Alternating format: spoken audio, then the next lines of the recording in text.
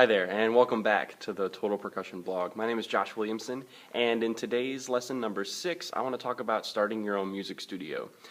This summer, I am in Roanoke Rapids, North Carolina, and I'm teaching at the new music school of Roanoke Rapids.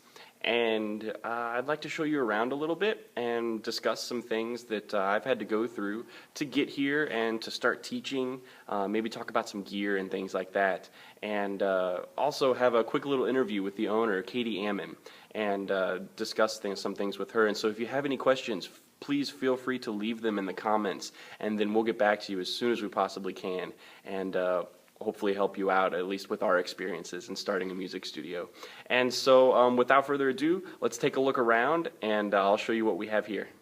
All right, and this is the front space of the studio, where we've got a couple baby grand pianos and good enough space, good decent sized space for the summer camps that we're going to have here starting next week. As you can just see kind of the space that we have to work with, and a little waiting area up front. And you can see Katie up in the foreground getting some work done. We'll talk with her in just a few minutes about the music studio itself. All right, and we can head back to the percussion studio next. And I know that there's probably a lesson going on now, but that's fine. So if you hear some random guitar, that's what's going on back here. So we've got some drum sets set up here, along with some hand drums and some toys, and also a couple of keyboards. I've got a 4 1/3 marimba and an older leady xylophone. I've also got a pair of timps and a snare drum set up, and some wonderful posters up. Some other things hanging around. I also have some books over here that I can use to teach.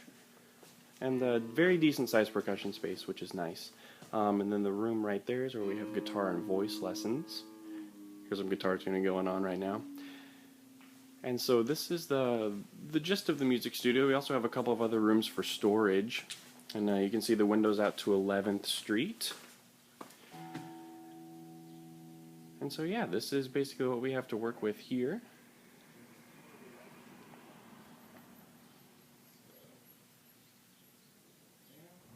Okay, so next I'm going to interview Katie Ammon, who is the owner of the Music School of Roanoke Rapids. How are you doing? I'm fine, thanks. Awesome. Thanks for coming out. What I want to do first is ask you the biggest question is, why have a music studio here in Roanoke Rapids?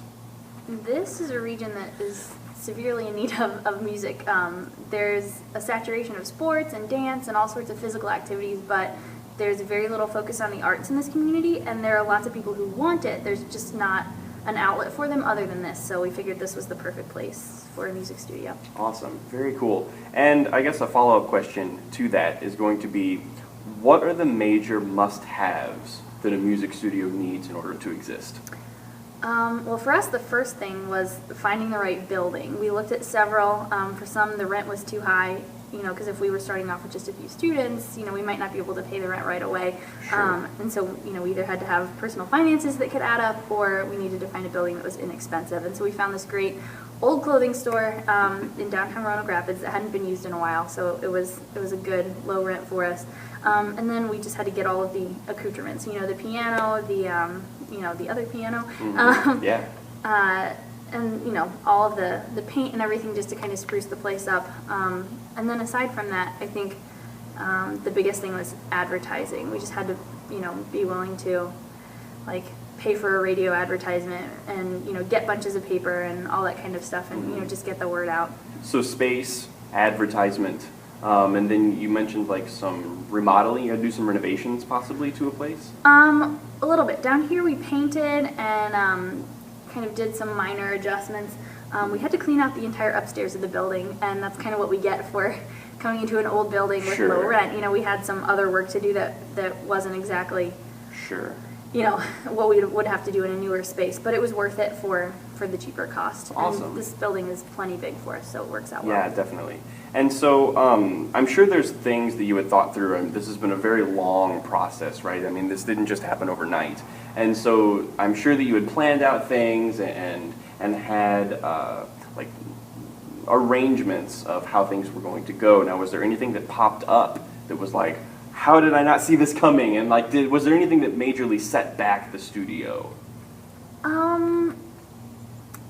We haven't had any major setbacks, and I think that's because it has been so long in the making. You know, we've spent several months, you know, making lists and making sure that everything was in place and really not advertising until we were sure we had everything together.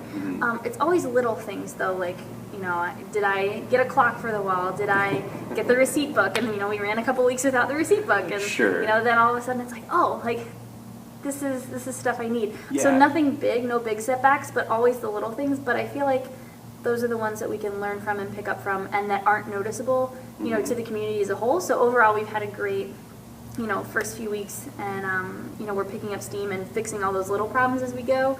And I think especially around here in an area where so many things are leaving, you know, people are supportive of something coming in. And, you know, they're going to support us even if we have, you know, little bits and pieces that we're still putting together. Yeah, totally.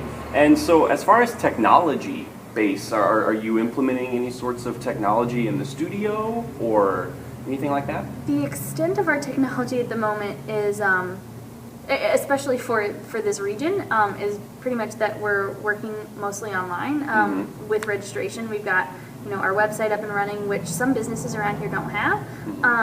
So that's a big source of our information, and then also that we're doing a lot of emailing and whatnot, that all of the scheduling is done online and kept online.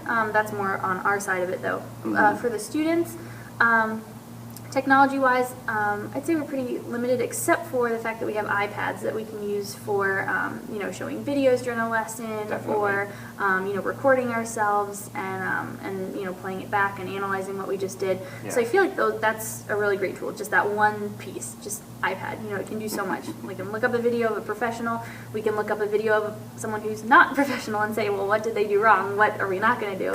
And then we can Sure. also, you know, do the recordings, which are obviously very valuable to a student. Yeah, great. And one final question, and we'll quickly wrap this up. If there was one or two things that you could give advice-wise as someone wanting to start their own studio, whether it be a big, large adventure like this, or maybe a small private studio out of someone's house, do you have any suggestions or pointers to give?